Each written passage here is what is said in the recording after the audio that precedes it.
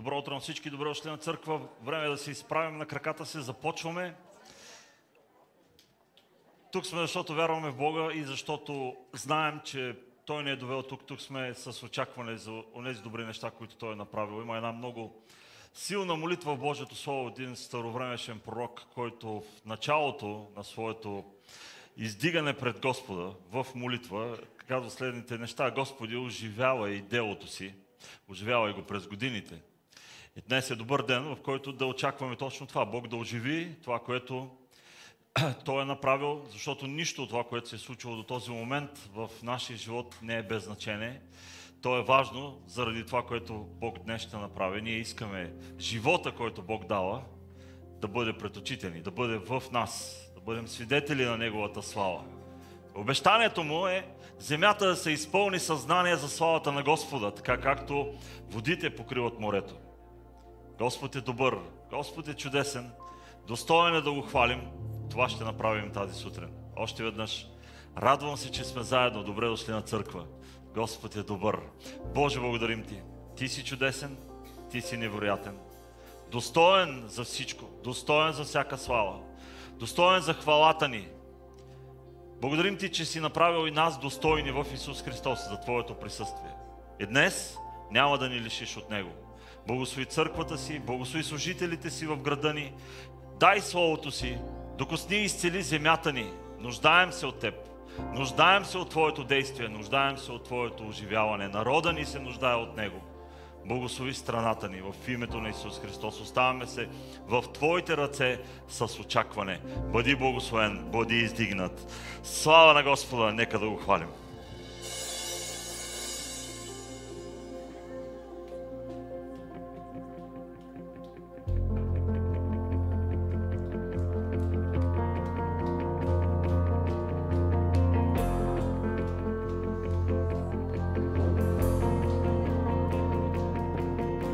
Святи душе, обвини сега, изпълни до преливане нашите сърца.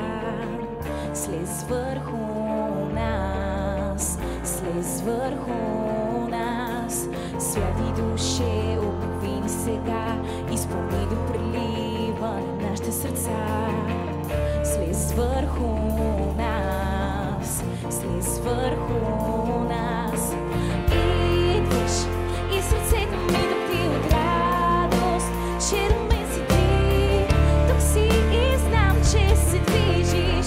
Тук съм и Ти ме изпълваш. Идваш и сърцето ми да пи от радост, че до мен си Ти.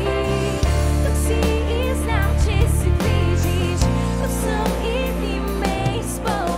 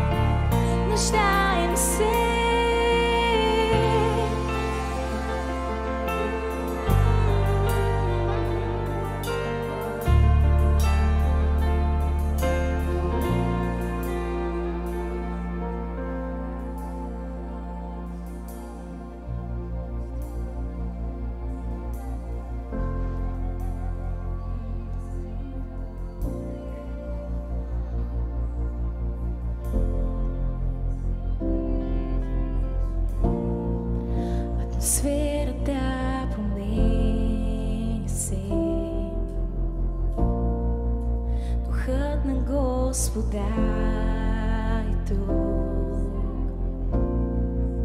Навсякъде види, че Духът на Господа е тук. Изпълни ни с духа и с Твоята любов Ти обгърни ни. Тук сме заради Теб и с Твоята любов Ти изпълни ни.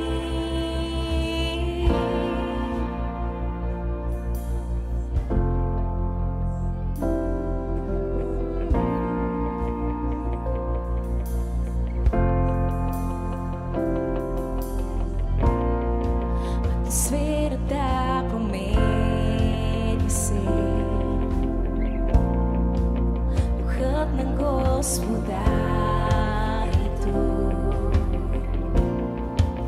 Навсякъде видно, че Духът на Господа е тук. Изпълни ни с духа и с Твоята любов Ти обгърни ни. Тук сме заради Теб и с Твоята любов Ти изпълни ни. Изпълни ни с духа и с Твоята любов Ти обгърни ни. Тук сме заради Теб и с Твоята любов Ти изпълни ни.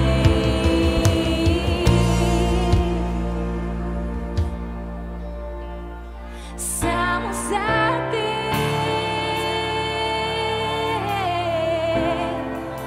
само за Теб.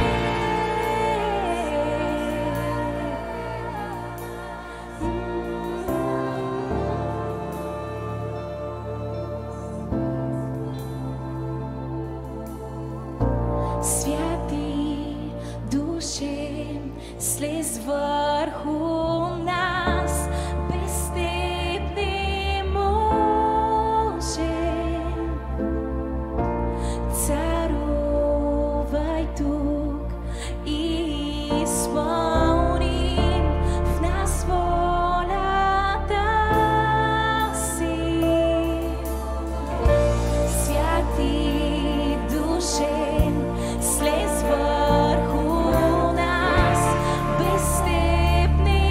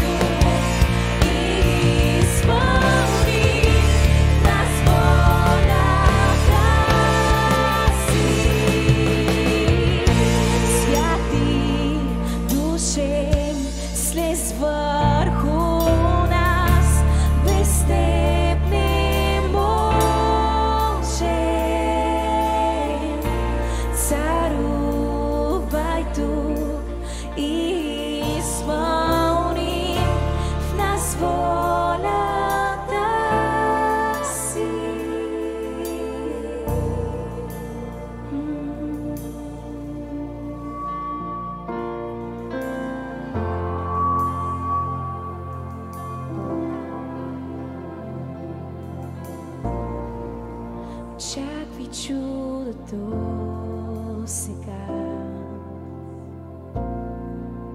Духът на Господа е тук. Навсякъде е видно, че Духът на Господа е тук.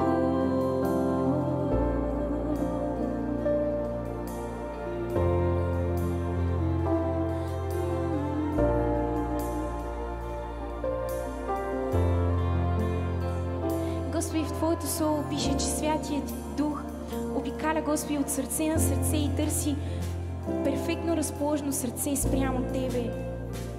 Ти, Господи, си сърцеведец, Ти си Бог, който дори в най-скришната ни стаичка, там където, Господи, никой не искаме да ни вижда, Боже. Ти си Бог, който даже и там е познал всички копнежи на сърцата ни. Ти си Бог, който е познал всичките ни мисли. Ти си познал всеки корен в нашето сърце, Татко. Ти си Господ, който за Тебе няма скрито, Господи. Няма скрито нищо, Татко. И сега Ти казваме, Боже, че ние искаме да сме тези хора, на които Твоя Дух да слезе, Твоя Дух да каже, да, това е сърце, което е съвършено разположено спрямо мене. Ние искаме, Господи, да бъдем Твоите хора, които следват Твоята воля, Боже. Искаме, Господи, да Ти кажем днес, тази сутрин, възкачи се на престола на сърцата ни, управлявай, Татко. Да, може да е трудно, може да ни е страх да Ти дадем контрола, но, Господи, ние избираме, Боже, Ти да си Господар и цар на нашите сърца и на нашите животи.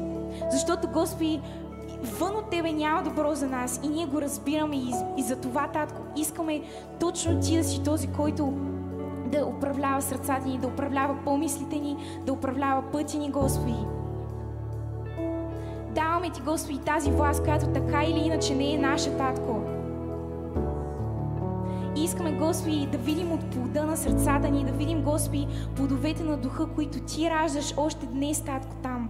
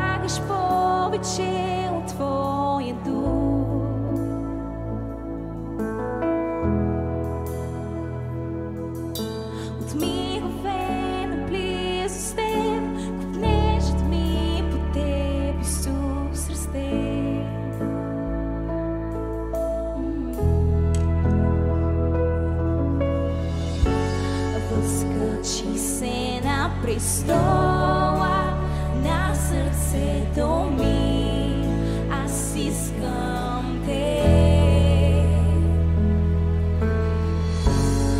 Управлявай в пълнота всяка част от мен, аз искам Те. Никой друг не вижда ясно, така дълбоко в мен, аз искам Те. Възкачи се на престола на сърцето ми, аз искам Те, аз искам Те.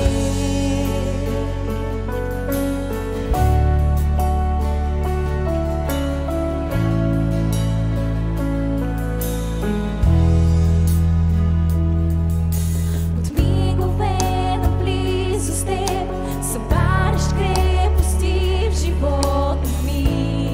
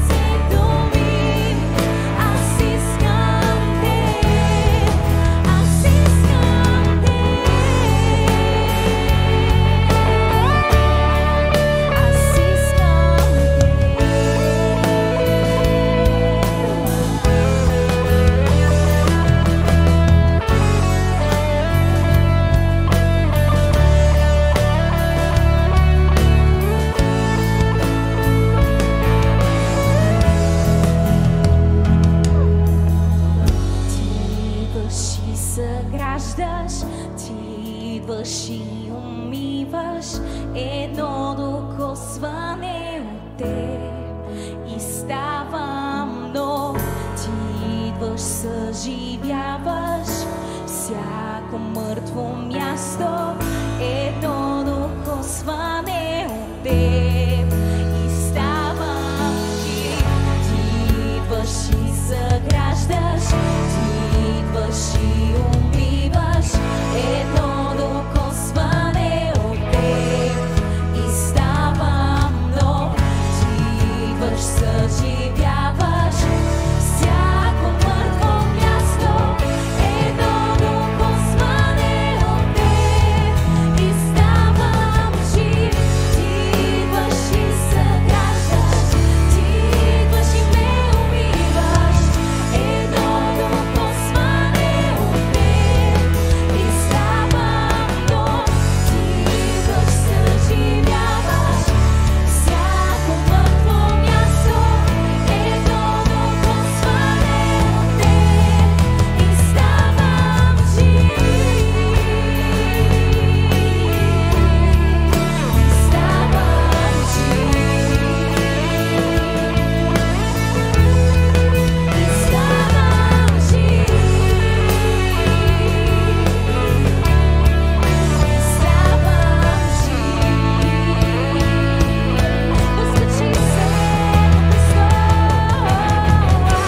Възкачи се на престола на сърцето ми, аз искам те. Управлявай пълнота, управлявай пълнота, всяка част от мен, аз искам те.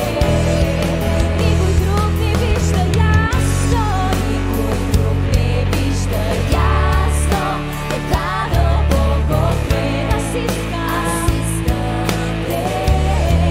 Възкачи се на престола,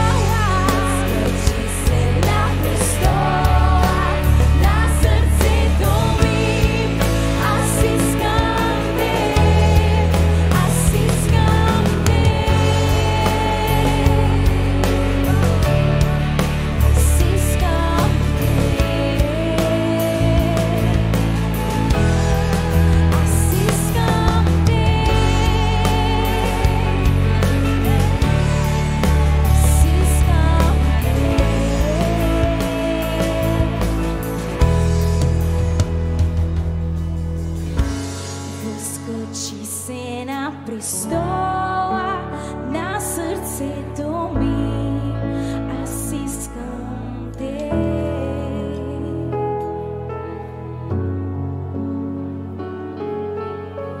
искам възкачи се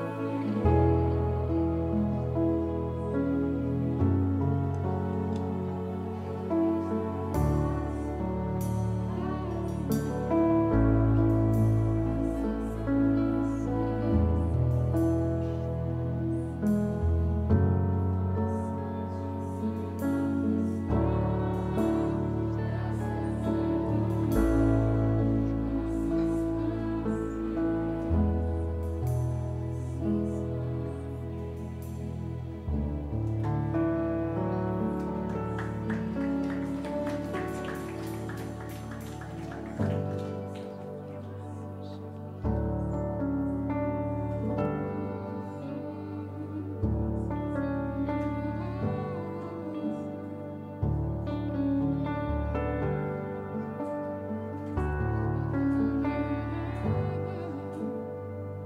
Жадувам сърце да те докосна за крилник,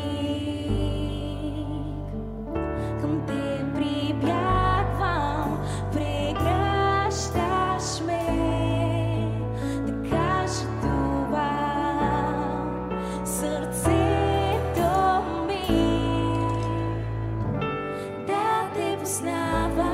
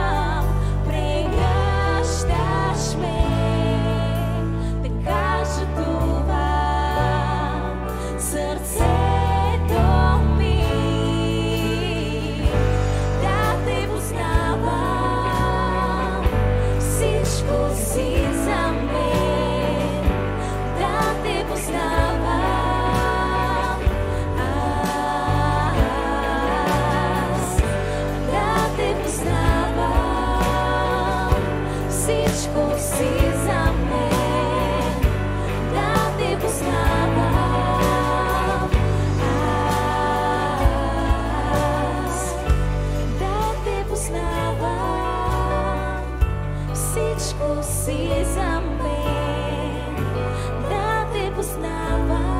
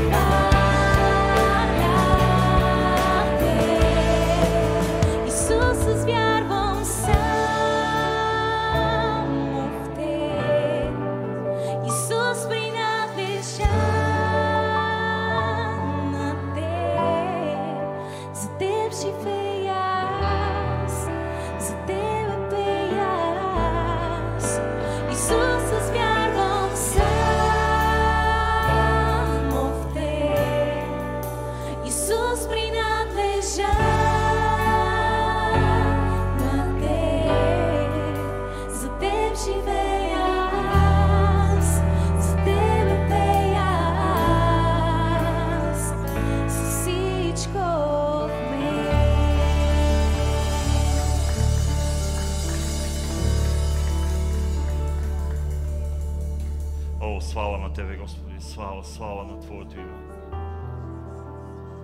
Слава на Тебе, Боже, благодарим Ти. Ти си чудесен, Ти си добър, Твоето присъствие е прекрасно. Благодарим Ти, Святи Душе, за действието, за това, че си ни подготвил, за това, че поддържаш сърцата ни, за това, че очистваш сърцата ни, за това, че ни водиш ни по-близо до нашия баща, водиш ни по-близо до познаването на Неговата същност.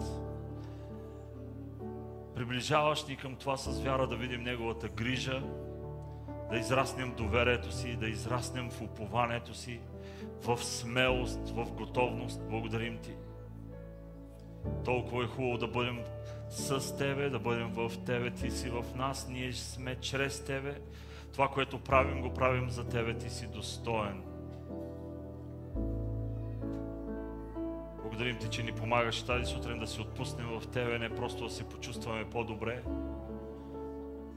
с вяра и упование в Теб. Да достигаме до изпълнението на Твоите обещания в нашия живот за нас. О, слава да бъде на името Ти, слава да бъде на името Ти, Господи. Алелуя, слава да бъде на името Ти. Църква, това е добро време, в което да продължиш, не просто да се чудиш какво и как ще се случи, какво ще направи, да продължиш да търсиш Господа. Използвайте времето, издигнете го в духа си, издигнете го в молитвата си. Ако си дошъл с нужда и очакваш отговора на своята нужда, отговора е този, всяка твоя нужда възложи на Него, защото Той знае как да се погрижи. Ако имаш нужда от насърчение, това е времето на Святия Дух, който идва, защото това е Божията воля, Бог да ти даде чрез Духа си мъдрост и откровение, за да го познаеш по-добре, за да познаеш надеждата, към която те призовава, какво е богатството между светиите, в които ти си настанен. Да познаеш каква е силата, която действа в тебе, същата сила, която подейства в Христос, възкресявайки го от мъртвите. Ако се нуждаеш от отговор, отговорът със сигурност може да намериш в Исус Христос и Неговото присъствие. Неговото присъствие със сигурност те доближава до там. Ще пеем този припев, защото този Бог заслужава да бъде хвален. И нека в това време на хвала, в това време на поклонение, наистина да предадем себе си, да представим себе си. Представете му сърцата си, представете му живота си, представете му всяка област от съществуването си. Господ е достоен да царува там и там, където Той царува. Неговото царство идва, Неговата воля се изпълнява както на небето, така и на земята.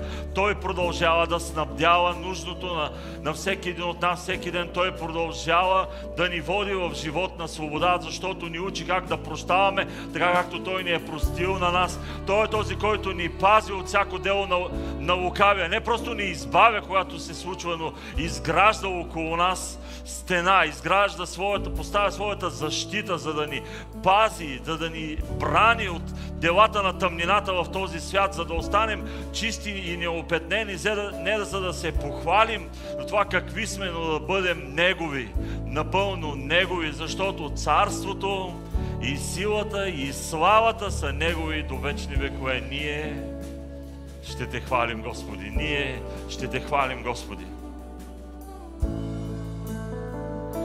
Ще хваля,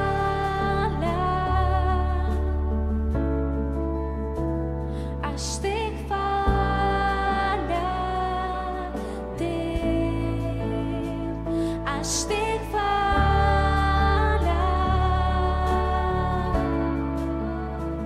аз ще хваля Те, аз ще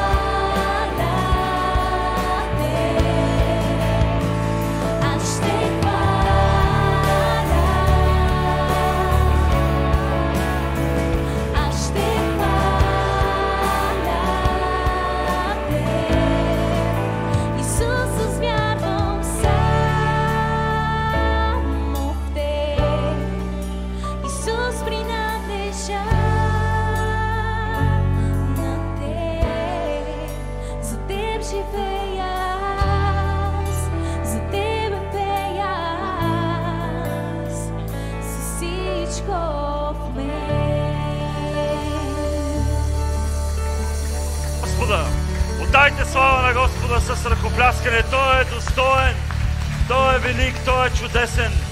Името Му е чудесен. Слава да бъде на Неговото име. Амин. Господ е добър.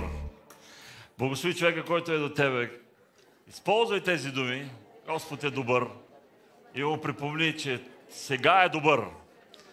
Това не е нещо, което ще бъде после, не е нещо за утре. Той сега е добър. Исус Христос е същия вчера, днес и завинаги. Ние сме благословени да го познаваме и да бъдем в Неговото присъствие. Присъствието на Царя, най-ценното време и място за всеки.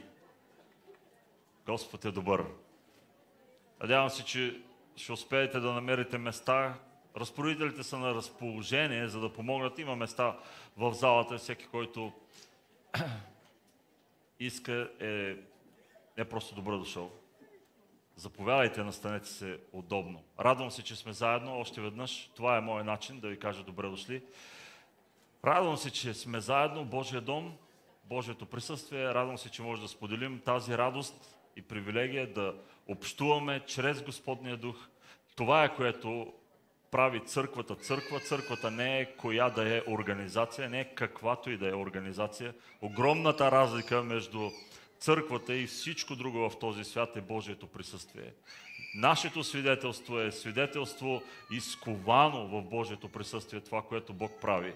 И това е, което ние се събираме, за да празнуваме, особено в неделния ден. Бъдете благословени. Поздрав на тези от вас, които са вероятно за първи път тук, или сте гости в събранието ни, или отдавна не сте били тук, или нямате никаква идея как сте попаднали тук в залата или онлайн. Ние сме привилегировани, защото знаем, че Бог го прави. И както и да ви изглежда това, по какъвто и да било начин, за нас това е привилегия и чест. И когато казвам добре дошли, всъщност това трябва да звучи повече и повече, като радвам се, че може да споделим това време. Господ е наистина много добър. Продължаваме напред. Почитаме Господ създаването си и след това Божието Слово.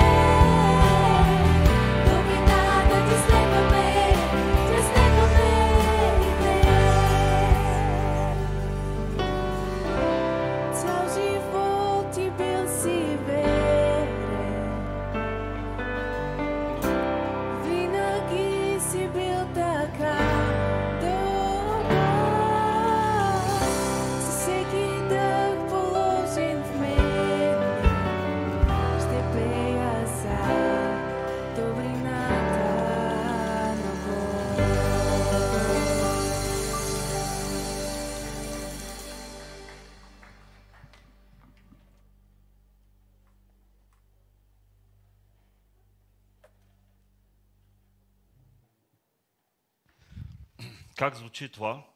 Цял живот ти бил си верен. Мен ме накара да се замисля. Надявам се, че така е с вас. За някои, вижте, за някои хора живота започва след определено събитие. За някои това вече е минало. От един момент насам сте започнали да живеете, защото ви се е случило нещо. Така оценявате живота си. За някои живота предстои. Чакаш нещо да стане най-после, та най-после да започнеш да живееш. Това са част от нашите възприятия за живота, за стойността на живота, за смисъла на живота. Но това, което чухме в тази песен, което е самата истина, Бог е бил верен цял живот и за него няма никакво значение какво е твоето възприятие за живеенето ти. Ти може да си мислиш, но той е верен през цялото време. И аз вярвам, че в деня, в който очите на човек се отворят, за да разбере Божията вярност, независимо от собствената му оценка, това е моментът на голямата промяна. Всеки, който може със свобода в сърцето си, обичам да казваме с широта в душата си, да извика тези думи, цял живот ти си бил верен. Верен към мен, към дома ми, към хората около мен. Това носи промяна. И когато хората около тебе те видят такъв, това ще промени и техния живот. Защото Господ е бил верен наистина цял живот. Бъдете благословени. Нека да се молим. Няма да отнемам повече време. Съобщенията ги виждате. Вярвам, че това, което е важно за вас, го вземате, държите го вярно. Това, което правим заедно, е безценно. И Господ ще продължава да показва своята вярност към нас. Боже, благодарим Ти. Наистина цял живот Ти си бил верен към нас. Твоето присъствие, Твоята сила, Твоята слава, Твоята грижа, това е безценно. Няма как да опишем по-добре Твоята вярност. Едно обаче можем да направим. Да останем верни на Теб и покорни на Твоето Слово. Затова те моля тази сутрин да ни дадеш сила, да ни дадеш мъдрост, да ни помогнеш с радост да приемем това, което Ти ще положиш в нас. Да го живеем чрез силата на Святия Дух, способни напълно да го опазим и това да произведе добро в нашия живот и в живота на тези, които са около нас. Благославяме Те и Ти благодарим за времето с Твоето Слово тази сутрин. Амин. Моята тема тази сутрин е осветен, полезен, приготвен. Разбира се, че няма да разнища всички тези неща или тези термини, истините, които стоят за тях. Фокусът ще бъде върху освещението и макар и това да знам, че няма да бъде достатъчно, все пак вярвам, че Господ е приготвил по нещо безценно за всеки един от нас и доколкото успеете да удържите сърцата си отворени за това, което Бог иска да сложи в тях, до толкова ще се увеличи вероятността да видим красотата на това, което Той влага в всичко това. Осветен, полезен и приготвен. Това ще бъде предизвикателство за всеки, който е настроен по някакъв начин сам да извърви този път, защото и тук говорим за път. Ще бъде предизвикателство за всеки, който се затруднява да разбере идеята за освещението, особено на фона на света, в който ние живеем. Ще бъде предизвикателство за мен самия. Защото аз мисля, че знам добре какво означава да живееш живот на освещение в един свят, който е основан на компромиси. И доколкото имам наблюдение, компромисите не са нещо чуждо и в нашата общност. И когато казвам компромиси, не говоря задължително за онези лоши неща, които понякога или в повечето случаи наричаме компромиси. Компромисите могат да бъдат нормални неща, които ние обаче вграждаме в живота си и изграждаме живота си на тях и докато те ни се виждат нормални, не можем да разпознаем каква всъщност е опасността от самите компромиси.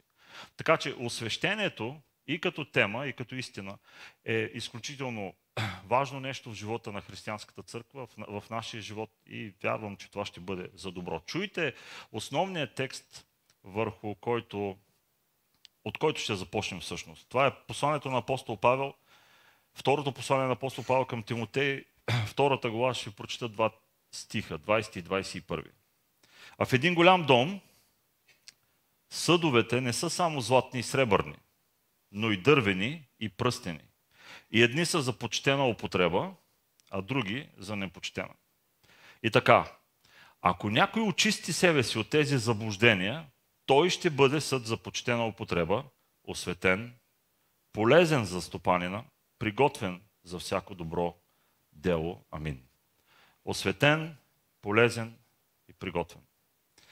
Много е интересен контекста, в който говори апостол Павел. Всеки, който се заинтересува да разбере всъщност какво има предвид, когато той казва следното: ако някой очисти себе си от тези заблуждения, това ще бъде безценно. Събудете любопитството си. Вероятно за някой от вас това ще промени идеята и разбирането какво означава съд за почтена употреба. Може би Божието Слово има предвид нещо по-различно от това, което ние влагаме в него. Иначе всички искаме да сме съдове за почтена употреба, така ли е? Всички си мечтаем за това нещо. Но, за да се случи това, апостол Павел казва: ако някой очисти себе си от тези заблуждения. Текста преди и след ни дава повече информация за това какви са тези заблуждения. Това, което аз искам да привлека вниманието ви сега, е времето, в което ние живеем. Освещение във време на компромиси. Ще кажа някои неща, които може би не очаквате и вероятно не е много нормално да бъдат част от една проповед в една църква. Но е важно да ги чуваме от време на време, важно е да осъзнаваме всъщност какво се случва около нас, защото да разбираме времето, в което ние сме призовани да следваме Исус Христос, ни дава яснота и по-добро разбиране за това как да останем верни на Исус Христос. Понякога попадаме в капана да наблюдаваме живота на хора, които са били призовани да го следват в друго време, с други предизвикателства, време, което е изглеждало по различен начин и да мислим, че при нас ще бъде същото. Принципно е така, обаче времето е различно. Предизвикателствата изглеждат по различен начин. Същността на това, срещу което ние се изправяме, и дори да не използвам този език, същността на това, което ни заобикаля, но дава промяната. Наричаме обществото, в което ние живеем, светско. В същността си нашата държава е светска държава. Но това е основано начина, по който се изгражда обществото, пишат се законите и така нататък. Когато ние чуем този израз, светско общество, имайки предвид какво Библията влага много често в термина свят, света, светски и така нататък, разбираме, или поне би трябвало да разбираме нещо простичко. Обществото е светско, защото в действията си прави така, че греха да изглежда нормален. А праведността – нещо странно. Това само по себе си е достатъчно, за да разсъждаваме вече спокойно по темата за компромисите. Всъщност аз ви описах как изглежда компромиса на съвременното общество. Когато греха в едно общество изглежда нормален, или имаме този процес на нормализиране на греха, това, което всъщност виждаме, е не просто едни хора и едно общество, което приема с много висок праг на търпимост неща, от които по принцип трябва да бяга. Това, което виждаме, е общество, при което процеса, в който човекът, който е създаден по Божий образ и подобие, се отделя от Създателя си в активен бунт срещу неговия ред, това всъщност е нормализиране на греха. Това е, което виждаме. Лесно е да ви кажа, няма как да се съгласим с него. Лесно е да очерним всичко това, което се случва. Лесно е да издаваме присъди. Това не е моята цел днес. Аз не мисля, че ние трябва да сме толкова активни да го правим. Има една причина. Божието Слово вече го казва, че това се е случило. Този свят е вече осъден. Няма нужда ти и аз да продължаваме да го доосъждаме. Този свят е вече осъден, но ние сме част от живота в този свят. Не сме в него, Не сме от Него, но сме в Него, извинявайте. И трябва да знаем какво за нас означава в този свят да останем верни. И тук темата за освещението се отваря в пълната си сила и красота. Понеже живеем в това общество и църквата е част от живота в това общество, ние сме свидетели на следното. Нормализирането на греха води на първо място до отделяне на човека от Бога, поставя го в положение на активен бунт срещу реда на Създателя. И когато погледнем към църквата, всички тези неща от този процес всъщност притискат църквата с една основна цел. Тя да започне да прилича повече и повече на обществото, в което е. Съобразяване на църквата с образа на света. Това е, може би, най-библейският начин, по който мога да го кажа. Компромисите, които следват този натиск, са ясни. Ние ги знаем и това е, което имах предвид по-рано, като казах, че има неща, които трябва да си припомняме. Компромисите, които света кара църквата да прави със своя натиск, са следните. На първо място богословски компромиси. Има явна атака срещу авторитета на писанията, на Божието Слово и божествеността на Исус Христос. Това не е ново. Всъщност, винаги го е имало, но това, че винаги го е имало, не означава, че днес просто трябва да го приемаме за нормално. Тоест, свикнали сме някакси с него. Това е, което се случва. На този фон ти и аз трябва да останем верни. Да останем верни във вярата си за това какво всъщност е Божието Слово, кой всъщност е Христос, какво имаме ние, какво Той има чрез нас. Това описва идеята за верността. Дявола мрази Библията. Знаете ли защо? Защото тя е пълна с обещания за твоята съдба. Библията е пълна с истината на Евангелието. Библията е пълна с надежда за човечеството. Той е против тези неща, затова е против Божието Слово. Знае, че ако отдели човека от тази истина,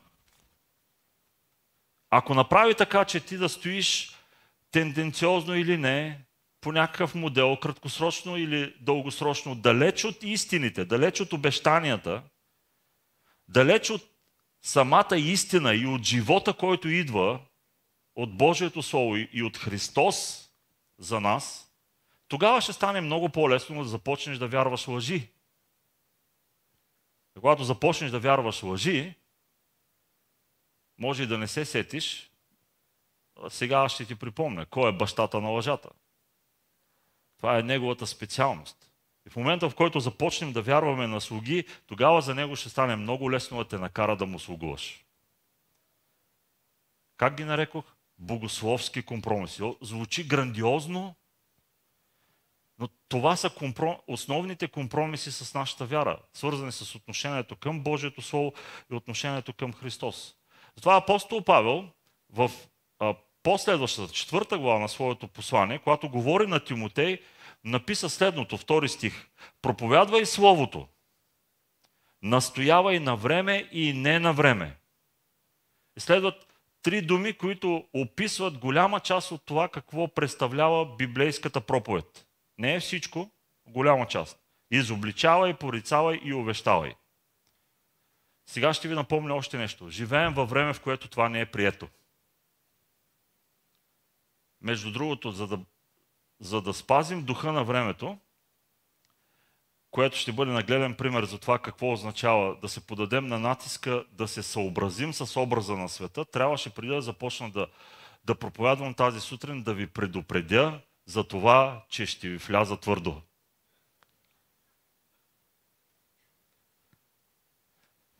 Не ви предупредих, може да имам проблеми.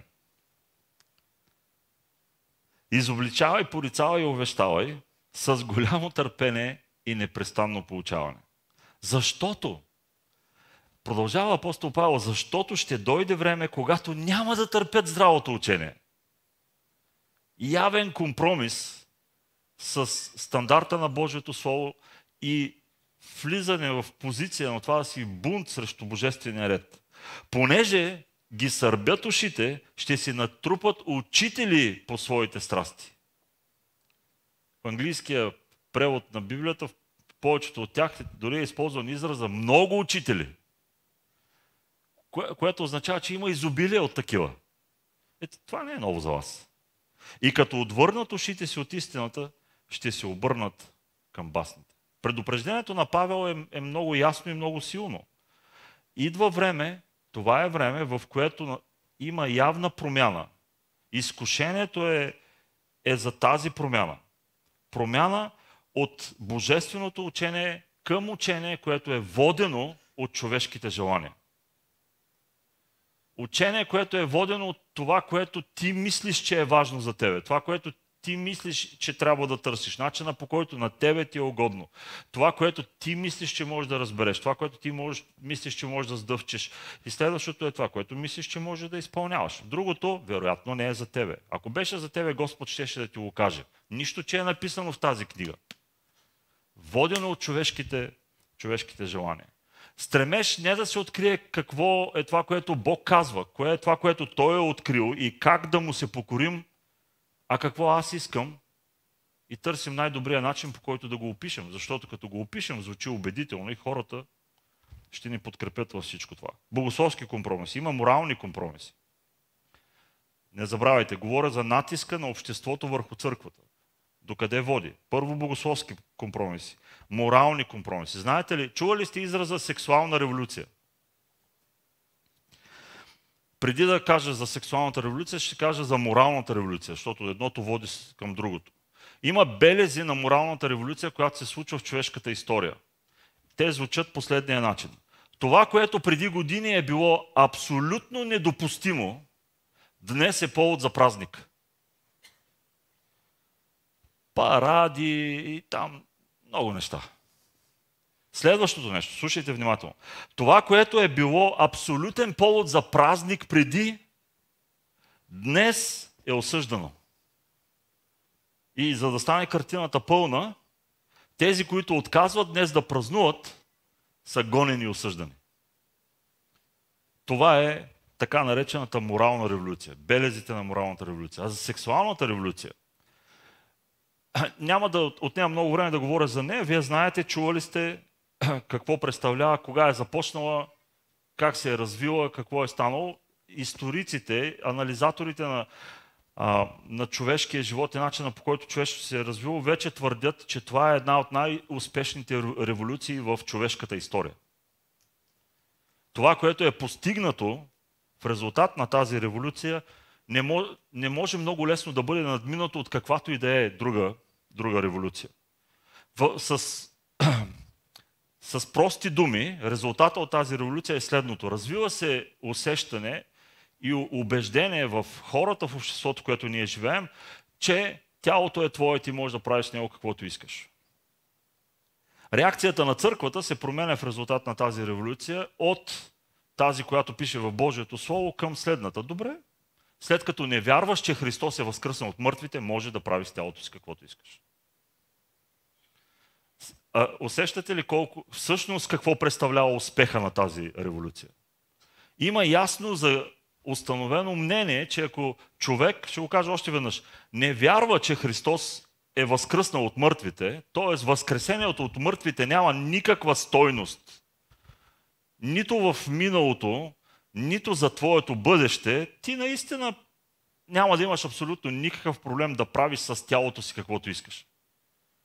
Да живееш както искаш, да правиш каквото искаш, да огаждаш на себе си и така нататък и така нататък. Затварям темата за сексуалната революция, да не чуя после, че съм прекалил. Но това е реалността, в която ние живеем. За църквата обаче не е така. Не е било така и не трябва да бъде така. Ние сме призовани да бъдем различни. Ние го казваме, редно е да го живеем. Ние не принадлежим на себе си. Отношението ни към телата ни трябва да е различно. Не може да бъде като светското.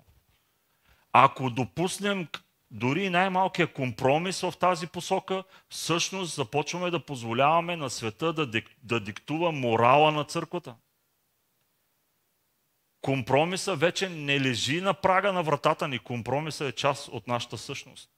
Исаия го казва ясно: горко на онези, 5 глава 20 стих, които наричат злото добро, а доброто зло, които заменят тъмнината за светлина, а светлината за тъмнина, които заменят горчиво за сладко и сладко за горчиво. Не сте забравили, че говоря за освещението, нали? Ние живеем в този горко момент от човешката история. Това е времето, това са условията, в които ние искаме да останем верни на Исус Христос. И последният тип компромиси, с които завършвам тази първа част, с припомняне на състоянието и нещата, които се случват около нас, защото за нас е важно да ги разбираме. Имаме богословски, имаме морални компромиси и накрая ще кажа и това: лидерски компромиси. Водачите в обществото се дънят непрекъснато. Всички участваме в тази история. Проблема всъщност започва от това: духовният дар е огромно, духовният авторитет е дар, огромно благословение. И всеки, който е в някаква позиция, наричаме сега лидерска, позиция на влияние, това не са много малък брой хора, между другото. Всеки, който е в позиция на влияние, трябва да разбира, че този авторитет е дар. Няма ли разбиране за този дар, лидерството се превръща в заплаха. Да бъдеш водач всъщност не произвежда нищо общо полезно. Може да произведе много добри неща за тебе, но нито едно от тях да не е общо полезно.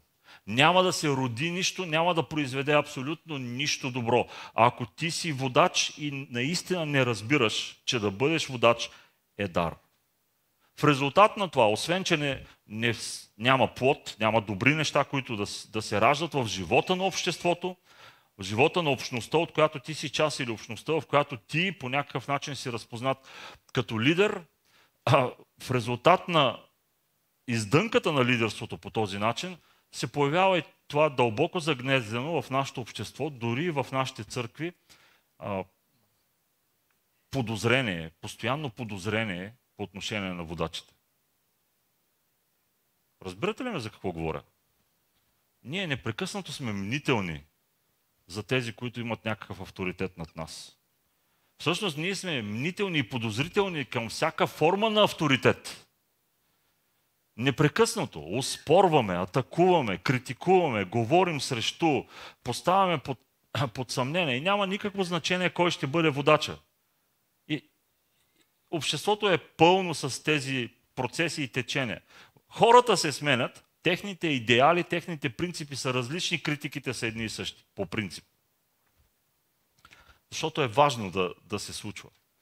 Това са условията, в които ние живеем. Има напрежение отвътре, има напрежение отвън, но, и тук започвам да говоря истински, Бог е направил така, че във всяко поколение да има заложен потенциал, да може той да дава сила за истинска промяна във всяко поколение.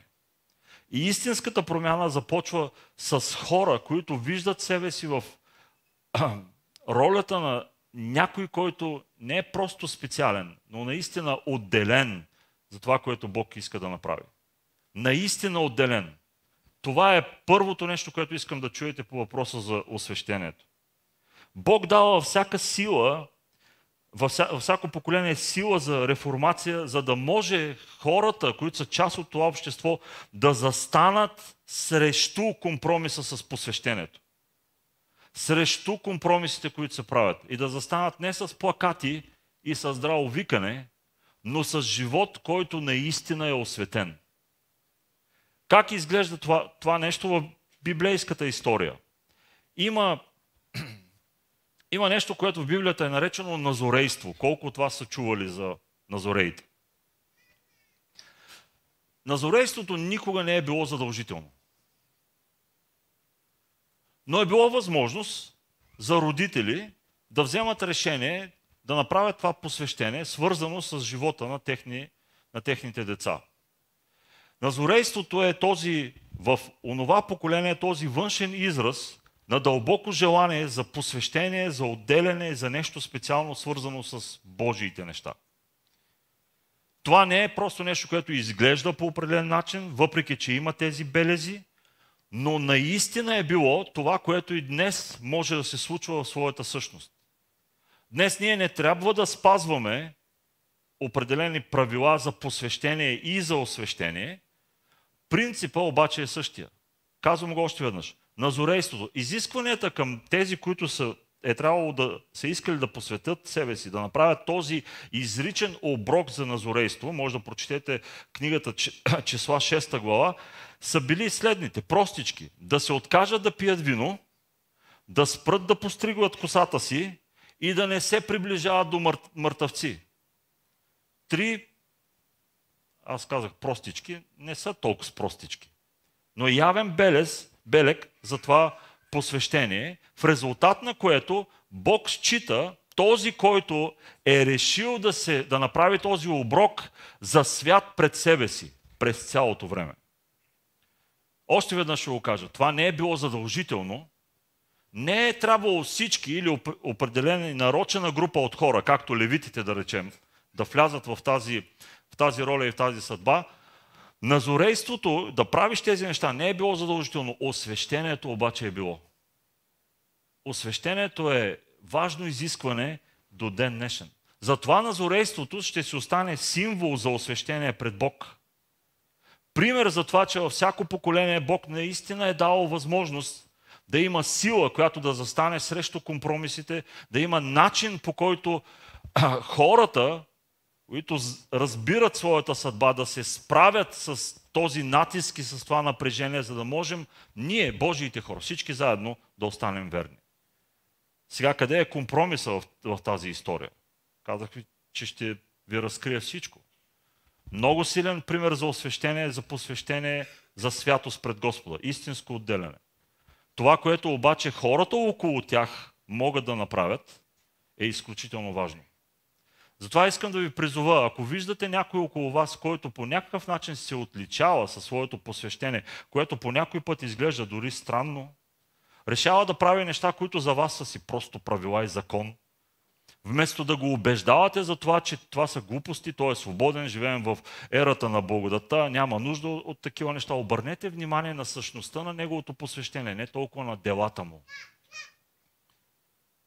Книгата на пророк Амос, 2 глава.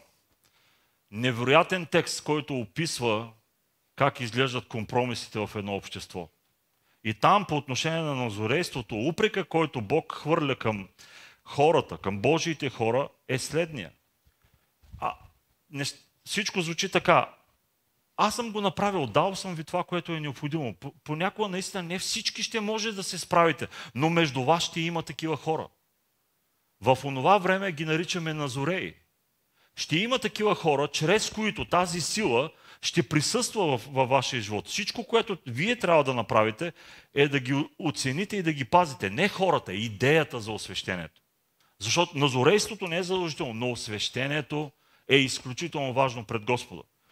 11 и 12 стих на 2 глава на книгата на пророк Амос четем следното. Това е упрека на Бог. Аз издигнах от синовете ви, обърнете внимание, пророци и от юношите ви назореи. Всички млади хора на възраст под 20 години, тинейджери и млади хора, слушайте внимателно, това е за вас. Издигнах от синовете ви пророци, всички родители на синове и дъщери, това е за вас. От юношите ви назореи, Колю, Алекс, това е за вас. Не е ли така, израелтяни? Казва Господ. А вие напоявахте назореите с вино и заповядвахте на пророците, като им казвахте, не пророкувайте. Така изглежда компромиса. Едно към едно. Изглежда компромисите в обществото са били заплашени под истинска опасност от чистотата на посвещението на младите и на тинейджерите. Бог не остава безразличен към това нещо. Компромисът изглежда така. Всъщност, любовта към компромисите забранява на младите да пророкуват. Забранява на юношите да останат чисти в живота си и не само, че забранява, но ги насърчава да се отдадат на забавление и на удоволствие. Бог казва, аз ги избрах и ги поставих между вас. Това е силата, от която се нуждаете. Години по-късно нищо не се промени. Писах вам, младежи, защото сте силни и победихте лукавия. Спомняте ли си откъде е този текст? Дори да не си спомняте книгата, знаете, че е в Новия Завет. Няма разлика. Във всяко поколение Бог е поставил потенциал за сила, която да се изправи срещу компромисите. Харесва ли ни или не ни харесва, синовете ни и юношите около нас играят важна роля. Това, което ние не трябва да направим, е да съсипем чистотата на тяхното посвещение, като допускаме компромиси, които отправят послание към тях.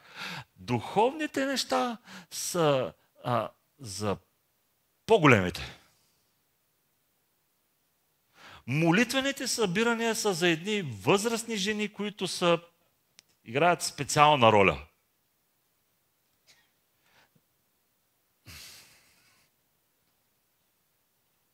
Поживейте си спокойно. Сега е времето да се забавляваш. Трябва да е яко. Няма как по друг начин. И изведнъж всичко става точно така. Тези неща са нормални, а праведността и освещението е нещо странно. Нещо, за което ние говорим толкова много, забравяме, че трябва да го живеем.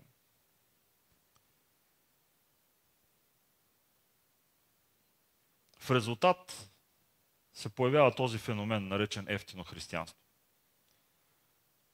Ще ви кажа какво означава ефтино християнство. Християнство, което не предизвиква, не жертва и няма никаква стойност. Това е ефтино християнство. Освещението не е дума, която е нормално да се чува в модерния свят, в който ние живеем. Този свят изпитва притеснение и страх от посветени хора, които търсят освещение. Това винаги ще бъде атакувано и винаги ще бъде поставено под някакво напрежение. Ако живееш в такова напрежение, заради посвещението си към Господа и заради решения, които си взел, които изглеждат като оброци, които си направил, за да останеш чист, за да останеш отделен, да останеш специален в очите на Господа, без значение как другите те виждат. Ако това е напрежението, с което се сблъскваш, чуй внимателно, това е пътят. Това е правилният път, не се отказвай. Ако имаш нужда от помощ, елай се обади. Но не се отказвай. Това е, което Бог очаква. По време на хвалението беше споменато, очите на Господа обикалят целия свят и търсят сърца, съвършенно разположени към Него. Наистина Бог гледа на сърце, не на лице, няма значение как изглежда. За Него това няма толкова голямо значение, има значение отношението. Същността на това, което се случваш. Единственият отговор, за който те насърчавам и насърчавам цялата църква, всички, които гледате и слушате в момента, единственият отговор на компромисите, които изглеждат така и наистина изглеждат притеснително и ги виждаме, че са толкова близо до нас, колкото дори не сме си мислили, единственият отговор е смелост. Смели хора, които да се изправят без страх и да кажат не, до тук. Смела църква, която да застане не просто да вика и да критикува, но да покаже как се случват нещата. Да покаже какъв е този живот и какъв е смисъл от този живот. Смелост, която води до живот на освещение според библейските стандарти. Завършвам с няколко отговора на въпроса какво всъщност е освещението. Освещението номер 1 е основано на взаимоотношения. Въдете химикалите и си записвайте. Това е изключително важно. Освещението не може да бъде към идея, към религия, към доктрина или към философия. Освещението е към личност, основано на взаимоотношения. Тит 2 глава 11 стих. Защото се яви Божията благодат спасителна за всички човеци. И ни учи да се отречем от нечестието и от светските страсти и да живеем благоразумно, праведно и благочестиво в настоящия свят, като очакваме сбъдването на блажената надежда, славното явяване на нашия велик Бог и Спасител Исус Христос, който, 14 стих, който даде себе си за нас, за да ни изкупи от всяко беззаконие и за да очисти и да ни очисти за себе си, за свое притежание, ревностен за добри дела. Това означава, освещението е към личност. Той го направи, Бог те е спасил не само за да можеш да не съгрешаваш. Бог те е спасил не само за да знаеш, че един ден ще се избавиш от ужаса в този свят. Бог те е спасил не само за да направи живота ти способен да поеме изпълнението на Неговите обещания. Това, което Божието Слово казва ясно е, че Бог те е спасил и те е очистил преди всичко за себе си. За Него е. Това, което ти се случва, свидетелството, което разказваш, промяната, която си преживял, всички онези добри неща, които действието на Божията благодат и на Божията сила изработват и ти подаряват в живота, за Него е. За Него е. За Него е. Вие обаче, 1 Петро 2.9, сте избран род, царско свещенство, свят народ, народ, който Бог, обърнете внимание, придоби. Народ, който Бог придоби, за да възвестява превъзходствата на този, който ви призова от тъмнината в своята чудесна светлина. Вие, когато някога не бяхте народ, сега сте Божий народ. Не бяхте придобили милост, а сега сте придобили. Целта е във взаимоотношенията. Освещението е на основата на взаимоотношения. За Него е. Бог иска да се похвали с тебе в този свят. Това е, което казва Петър. Изкупил те, очистил те, намерил те, измъкнал те, за да възвестява превъзходството си над всичко в този свят. Той иска да се похвали с тебе. За Него е. Освещението не е цел, която да постигнеш. Освещението е взаимоотношения, в които да бъдеш. Начинът на живот на всеки човек. Твоя начин на живот разказва история. Начинът, по който ти разказваш тази история, определя начина, по който участваш в нея. Чували ли сте израза? Библията е история. Например, история за любовта. Съгласни ли сте с мен? Невероятна история за любовта. Започва от началото, през цялото време и стига до края. Това е история за любовта. Започва с любов в началото и завършва с любов в края. Казах го вече, извинявайте за повторение. Какъв е края? Откровение 19 глава.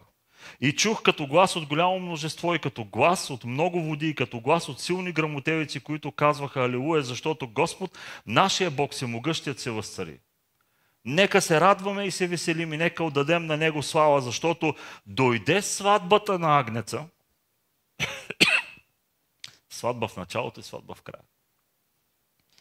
И неговата жена се е приготвила.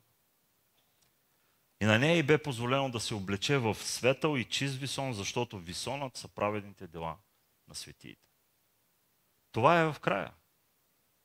Това е библейската история. Ти си участник в тази история. Животът ти разказва тази история. И начина, по който животът ти разказва тази история, определя начина, по който ти участваш в нея.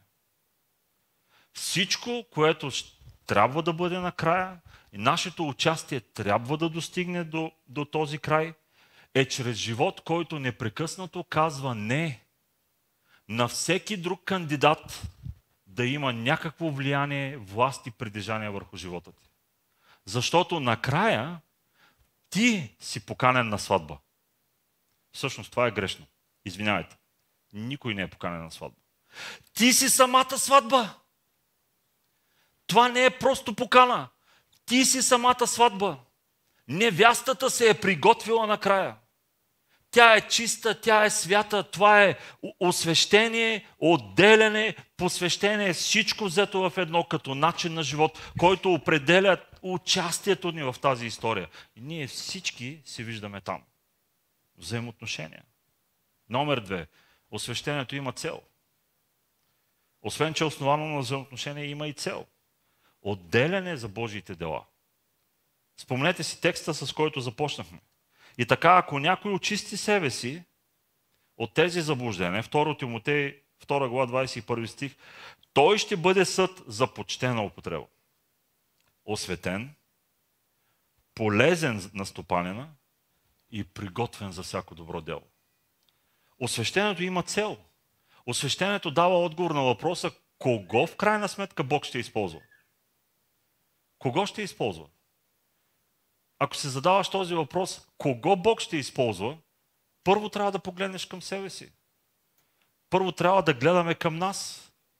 Ако задаваме въпроса, кого Бог ще използва в този град, отговора не е някой да дойде от някъде. Църквата никога не е била достатъчно добра в вноса. Опитваме се да го правим, но сме ужасни в това нещо. Просто защото не е съдбата на църквата.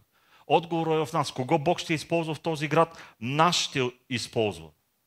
Защото в тази среда на компромиси, където другите могат да правят каквото си поискат, ние можем да правим само едно нещо.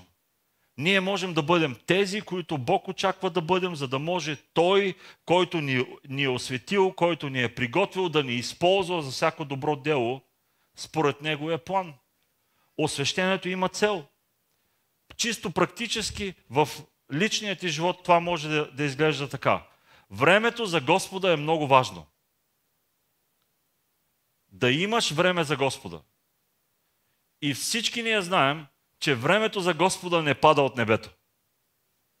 Времето, в което живеем, продължава да си бъдат 24 часа на ден. И докато чакаме времето за Господа някак си да ни изпадне от някъде, то никъде не идва. И все времето ни не стига. Все времето да направиш това, което е добро, това, което е ценно, не ти достига. Но така ще бъде винаги, докато чакаш времето да дойде. И докато чакам времето да дойде, то никога не идва. Та с времето на Господа играта е различна. Ние правим времето за Господа. Ние живеем в това посвещение, освещение и приготвяне, което Бог ни е поканил. Ние решаваме кое е времето за Господа. Това е смисъла, това е целта, това е идеята.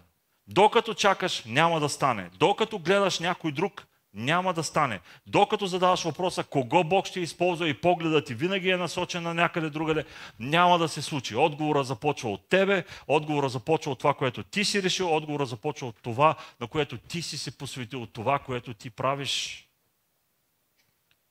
Кого ще използва Бог тук, на това място? Вероятно, правилният отговор звучи така. Всеки, който е отделил себе си, за да бъде използван. Ако не го направя,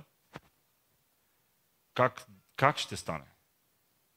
Всеки, който е отделил себе си, за да бъде използван, защото живеем в поколение, за което Бог е планирал да има сила, която да може да застане срещу компромиса.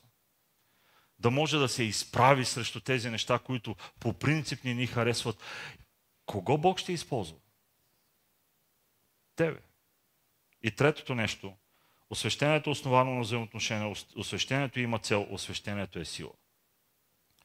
Очудващо е колко много църквата днес се затруднява с осъзнаването на силата, която е на нейно разположение. Понякога наистина е очудващо. Ти го имаш в тебе и непрекъснато го търсиш някъде другаде. Ти си вярваш човек, Божия дух е в тебе, ти си 50-но вярваш, търсил си целенасочено, силата и изпълването с Святия Дух, говориш езици, можеш да се молиш на чужди езици и непрекъснато търсиш силата някъде другаде. Това имам предвид, като казвам, не осъзнаваме каква е силата, която е на наше разположение. Понякога и за това трябва откровение от Господа. Или просто да си четеш Библията. Всъщност да го правиш редовно. Чуйте, за да може небето да има повече място в нас, това означава, че света трябва да изгуби повече място в нас.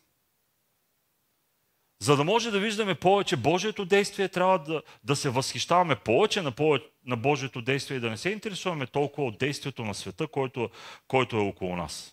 И когато тази размяна започне да се случва, това ще доведе до характер, който може да понесе Божията сила, което е следващата причина да не осъзнаваме каква сила имаме на наше разположение. Липсва ни характер. Затова темата тази сутрин е освещение. Липсва ни характер. Искаш Бог да те използва, искаш да си свидетел, искаш да чуваш, искаш да виждаш, искаш да участваш. Трябва ти характер. Характер, който да може да понесе Божията сила, да понесе помазанието, което е върху тебе. И много често препъни камъка, понякога е само един. Спомняте ли си историята за онзи млад богат началник? Всичко, което съм спазил. И живееш непрекъснато с тъга, неудовлетвореност. Толкова много усилия си положил до този момент. Толкова много си прочел, толкова много си участвал, толкова много пъти си бил тук. Но живееш тъжен живот. Усещане за постоянна недостатъчност. До момента, в който Исус Христос не те срещне, както в Неговия случай, разбереш истината. Истината звучи винаги така. Едно нещо не ти достига. Едно нещо не ти достига. Отиди, реши този въпрос и нещата ще изгледат различно. И той човека си тръгна тъжен.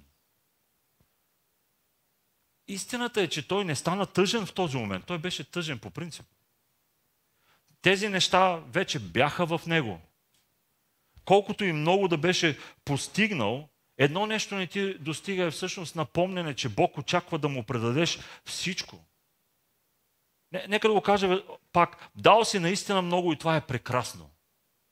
Това е невероятно. Никой не може да ти го вземе, никой не може да го оспори, никой не може да го подцени. Дал си наистина много, но все още има неща като липса на мир, като объркване, като тъга, като неяснота, които властват прекалено много в твоя живот. И тогава едно нещо не ти достига, означава следното. Бог просто ти напомня, че трябва да му предадеш всичко. За да може истинската радост да влезе в живота ти. За да може живота ти да бъде с сила, която идва от радостта в Господа. Да предадеш всичко е да се откажеш от това едно нещо. Това е едно нещо, което знаеш много добре. Едно нещо, което те дели на една крачка от взаимоотношенията, които описват освещението, за което говори Божието Слово. Целта, която Бог е поставил пред тебе, което също е част от освещението. Силата, която е на твое разположение.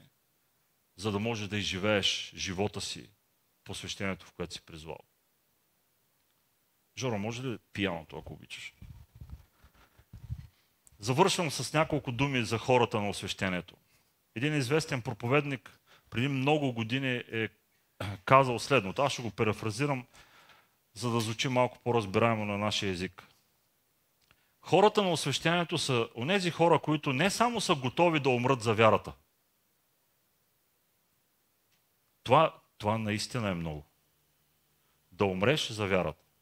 Мъченик за вярата и така нататък. Това наистина е много. Когато обаче говорим за освещение, говорим за взаимоотношения, говорим за цел, говорим за сила, хората на освещението са хора, които са готови всеки ден да умират за себе си. Това са хората на освещението. Това решава казуса с едно нещо. И го решава завинаги. Дава истинско решение. Трудно е, но битката обаче си струва. Защото Бог иска неща, които са на основата на Неговото виждане за тебе.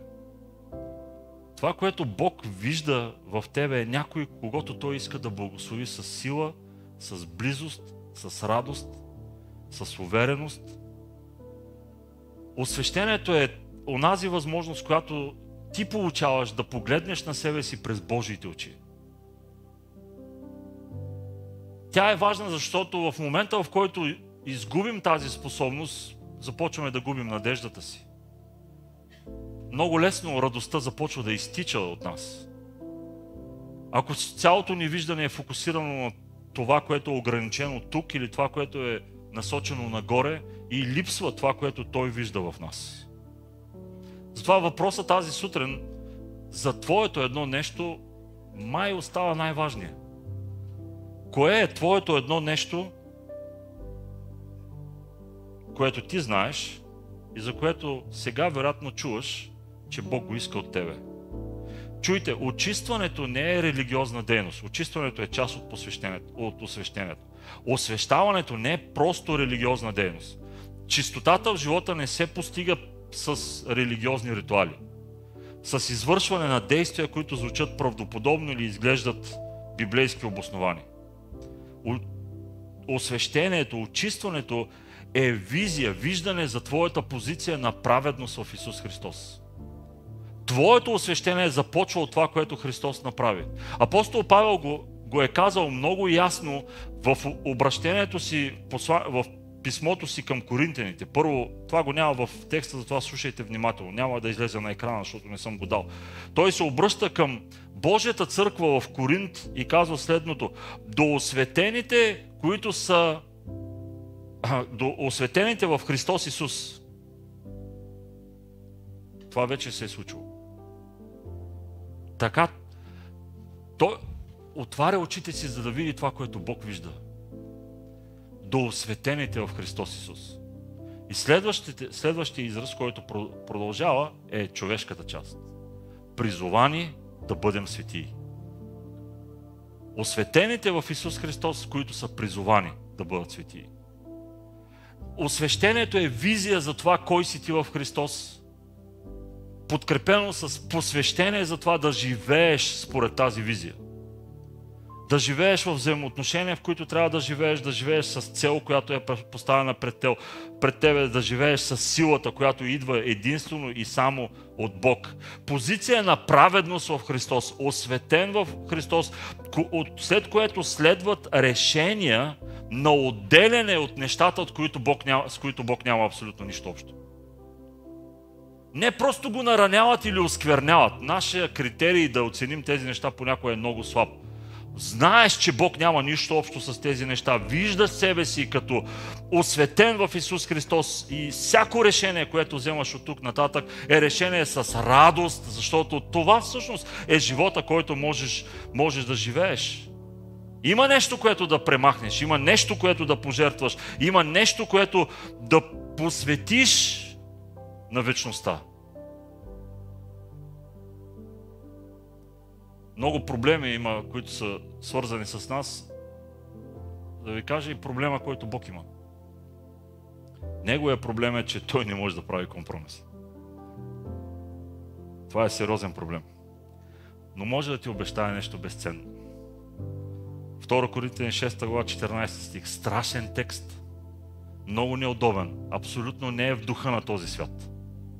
Няма нищо общо с това, което виждаме наоколо. В училище децата ни няма да ги научат на това нещо. Телевизията, Холивуд, който и да е спорт, каквото и да е, няма да научи когото и да е било тук. Тук е мястото, където синовете са призовани да пророкуват и юношите да стават на зореи. Това е текста, който носи този дух. Не се впрягайте заедно с невярващите. Защото какво общо имат правдата и беззаконието, или какво общение има светлината с тъмнината, и какво съгласие има Христос с Велиал, или какво участие има вярващият с невярващия, каква връзка има между Божия храм и идолите. Защото вие сте храм на живия Бог. Както е казал Бог, ще се заселя сред тях, ще вървя с тях и ще им бъда Бог и те ще бъдат мой народ. Затова излезте от сред тях и се отделете. Затова освещавайте се. Не се допирайте до нечисто. Вземайте решение живота ви да не присъстват неща, с които Бог няма нищо общо.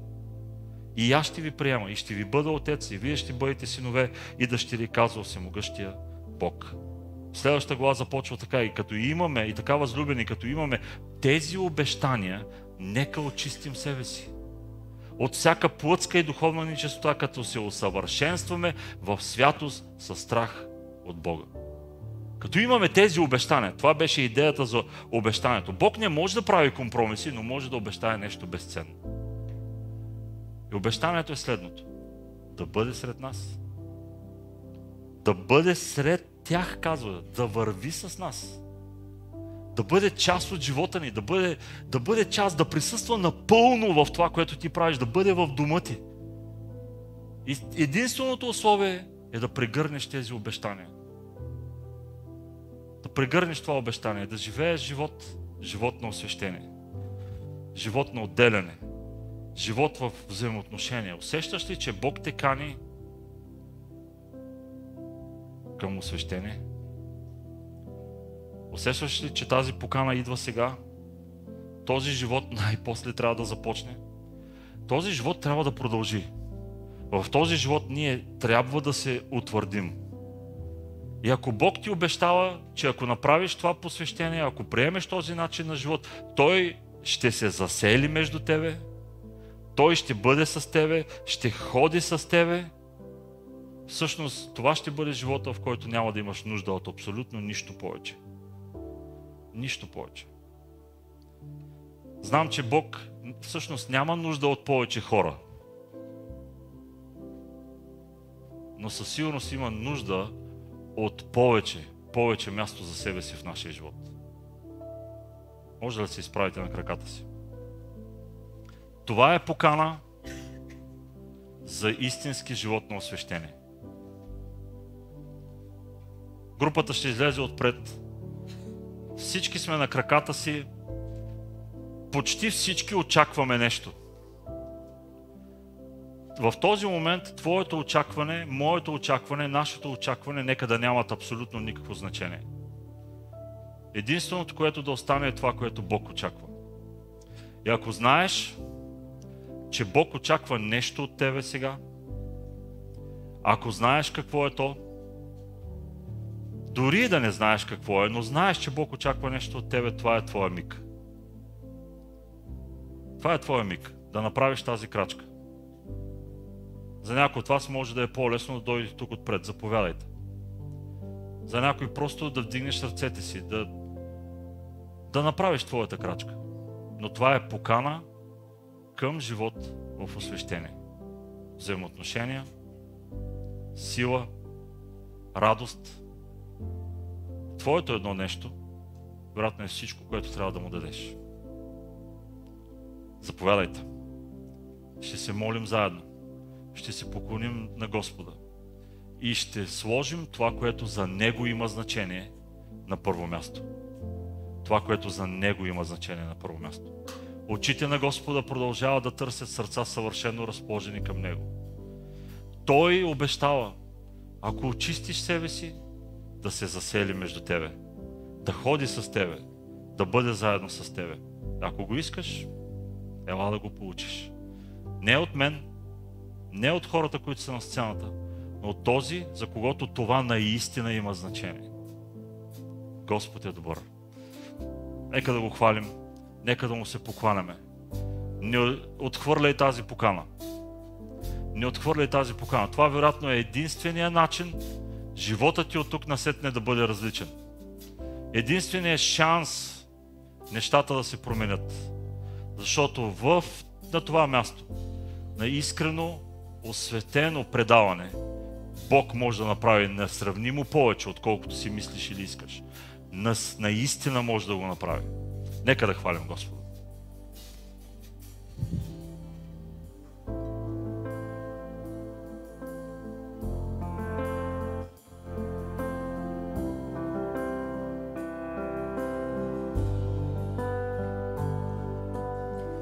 Ето грешник, жалък бях, аз далеч от теб стоях. Имах се за праведен, имах се за много свят. Много пъти падах аз в греха и в срама, но ти подаваш ми ръка веднага, щом те призова.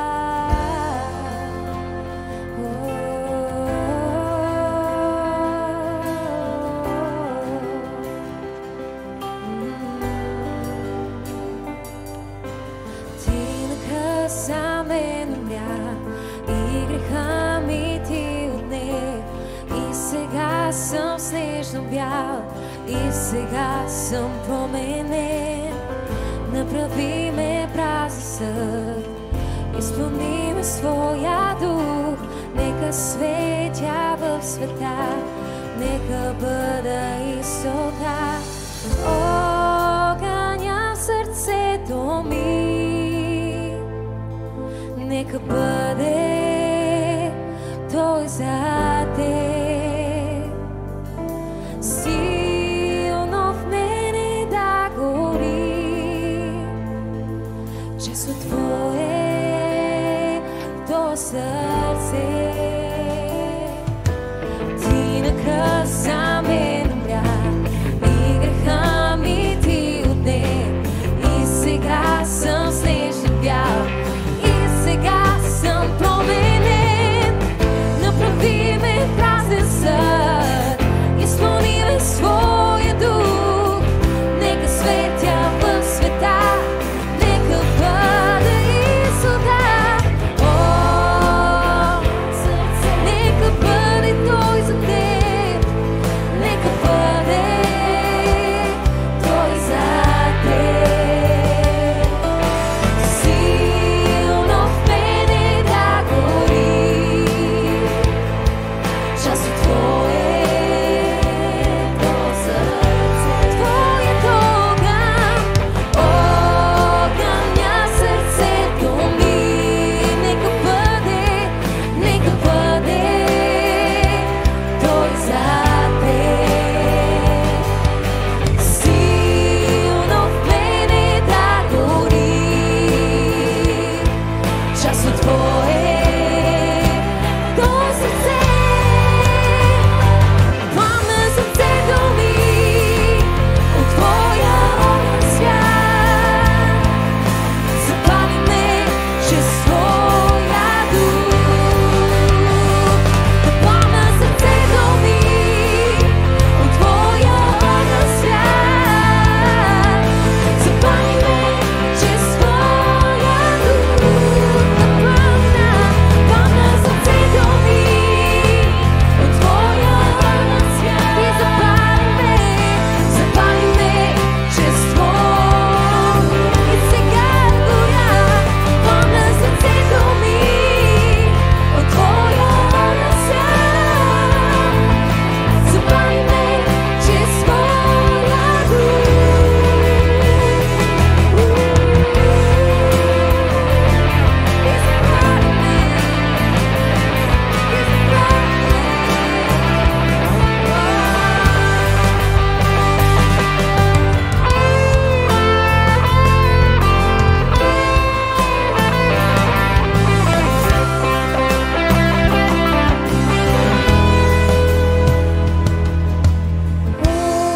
Огъня в сърцето ми, нека бъде той за теб.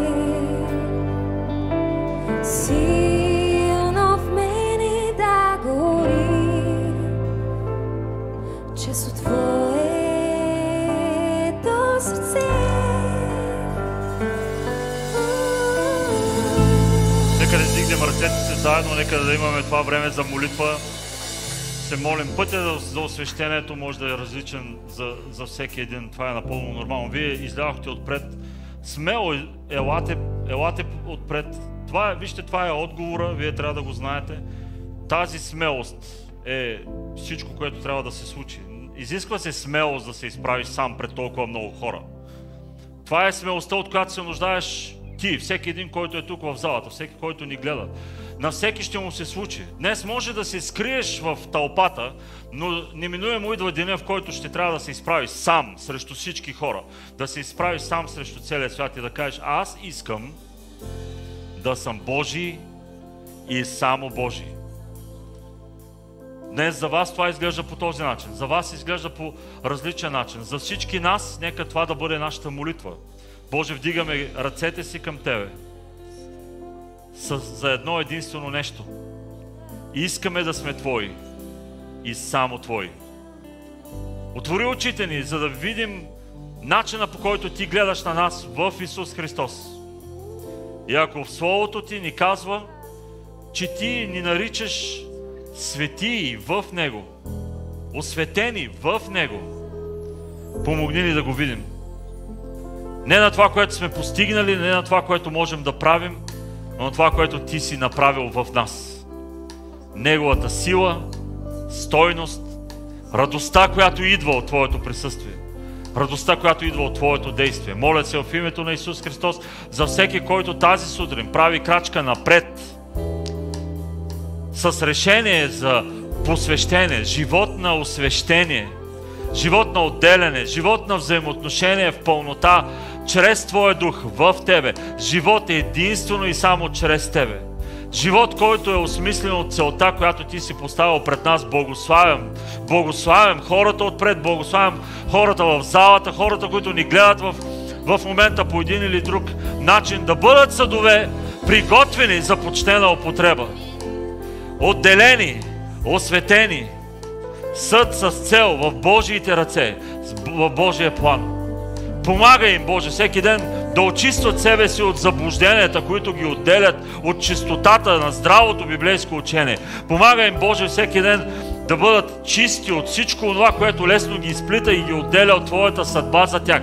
Дай им сила и помазание чрез Божия дух, не само да устояват, но да преодоляват. Не само да се радват в това, което Ти си направил, но да бъдат инструмент, който Ти да използваш за творческото си действие в този свят. Изпълвай ги с дарбите си. Давай им така, както на Тебе Ти е угодно, и нека чрез даровете, които Ти си вложил в тях, съкровища в пръстни съдове, Ти, Боже, да възвестяваш превъзходството си над всичко в този свят. О, Боже, моля Те да ги облечеш със сила. Сила да бъдат свидетели за Тебе. Сила да ходят в божествената си съдба. Сила да влияят в света около тях по начина, по който Ти желаеш да ги използваш. Сила да останат верни до край. Така както Ти си определил. Дай ни на нас всички способност да имаме очи, за да видим в себе си, в църквата, Твоята невяста. Свята, чиста и непорочна, която в онзи ден Твоето Слово казва, се е приготвила. Ето ни, Боже, ние сме Твои и искаме да бъдем само за Тебе. Само за Тебе. Само за Тебе. Издигаме ръцете си. Издигаме ръцете си да се поклоним. Издигаме ръцете си да се поклоним на Тебе. Единственият достоен. Ние сме Твои. Помогни ни да останем само Твои. Нищо друго не желая аз, просто искам Те. Нищо друго не желая аз, просто искам Те. Нищо друго не желая аз, просто искам Те. Нищо друго не желая аз, нуждая се от Теб,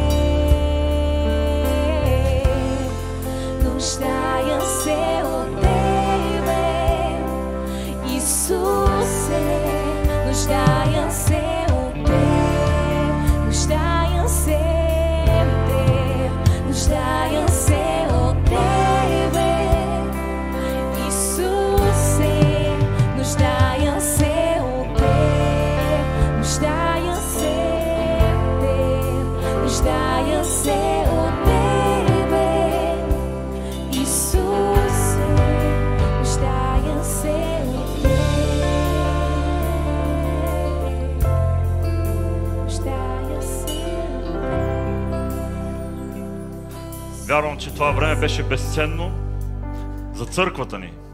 Безценно за нашия град, безценно за времето, в което ние живеем. Сега Вие ще си отидете по местата Всички ние след малко ще си тръгнем от това място. Отиваме си в нашия свят.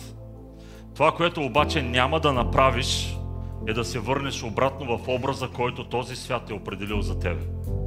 Но ще отидеш в твоя свят с образа на Божия Син, който Бог ти е дал.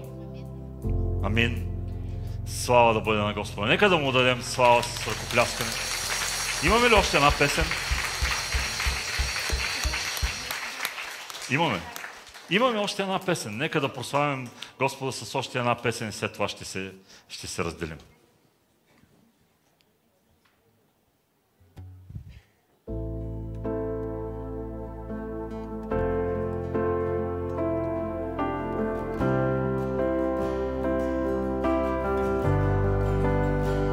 Нека бъда скореним, дълбоки в теб, непоклатим и несломим. С корени дълбоки в теб, Исус. Нека бъда с корени дълбоки в теб, непоклатим и несломим. С корени дълбоки в теб, Исус.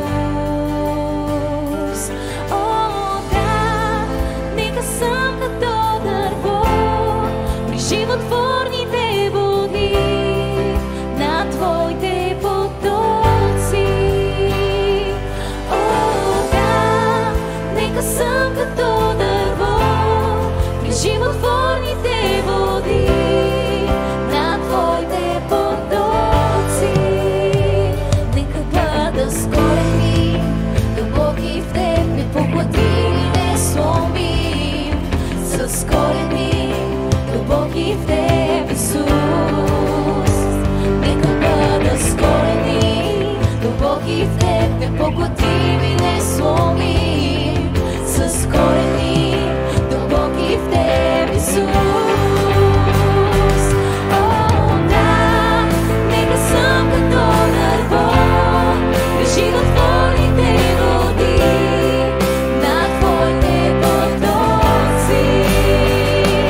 О, да, нека съм като дърво при животворните води на твоите потоци.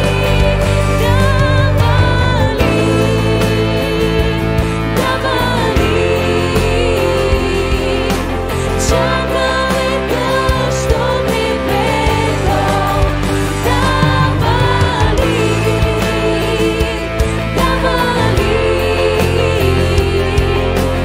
Чакаме дъжд от небето.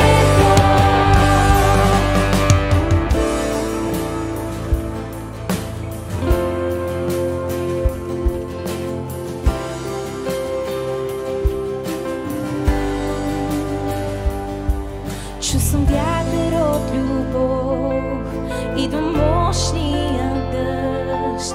Аз ще бъда залян от твоя дух. Чувствам вятър от любов, идва мощния дъжд. Аз ще бъда залян от твоя дух. Чувствам вятър от любов, идва мощния дъжд. Аз ще бъда залян от твоя дух. Чувствам вятър от любов, идва мощния дъжд. Аз ще бъда залян от твоя дух.